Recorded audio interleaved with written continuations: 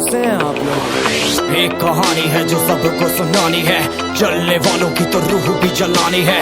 एक कहानी है जो सबको सुनानी है, इनकी भूख भी तो मैंने ही मिटानी है।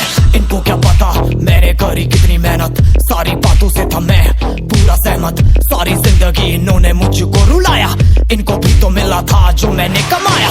रोते रोते भी इनका धंधा मैंने चलाया, फिर भी इन्होंने सारा धंधा मेरा खाया। ये सारी इनकी माया, इनका ही खाना साया, वीडियो गिरा के पूरे देश का दिल दुखाया। इन्हें लगता है मैं एक फकीर हूँ, अगर ये हाथ है तो मैं इनकी लकीर हूँ। जिन हाथों ने है मुझको दबाया, उन हाथों की तो देख बेटा मैं जंजीर हूँ। इंग्लिश में गाली देने वाले लगते कूल, हिंदी में देने वाले लगते इन्हें फूल। फूल से भरा देख मेरा पूल, तो मैं हो गया आगे। कहानी है जो सब